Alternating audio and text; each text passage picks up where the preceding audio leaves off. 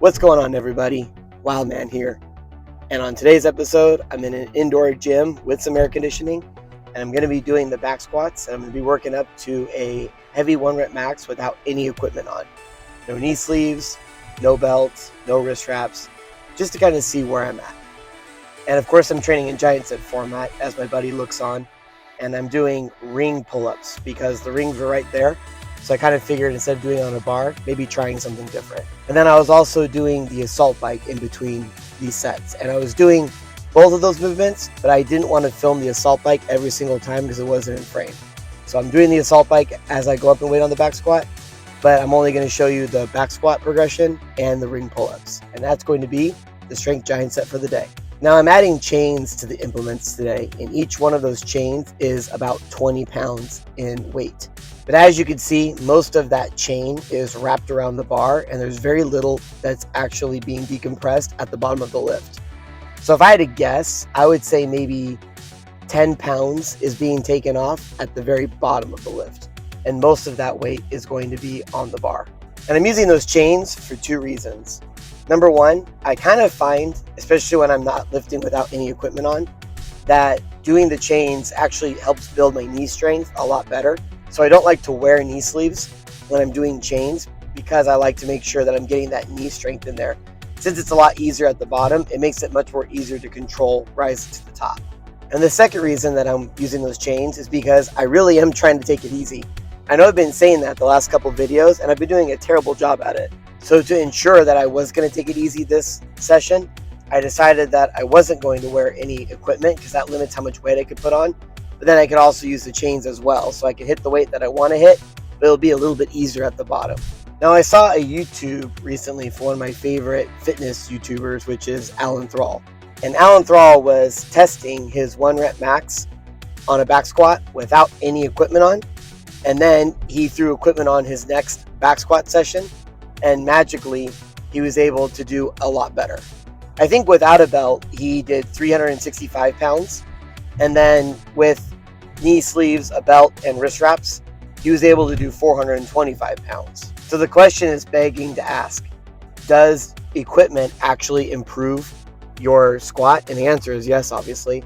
But also, is that worth it? Is that something that we should be doing?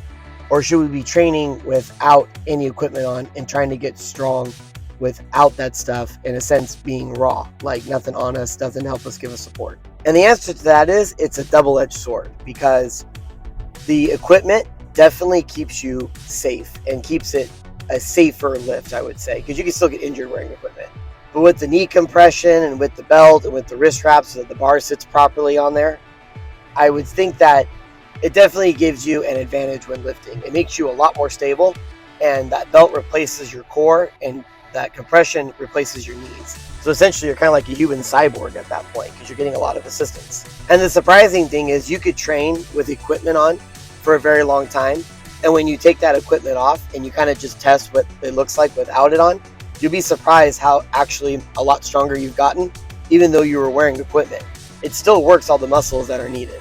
So that's why it's kind of a double-edged sword, because does it give you a weightlifting advantage? It does. In this case with Alan Thrall, it was 60 pounds more, which is significant.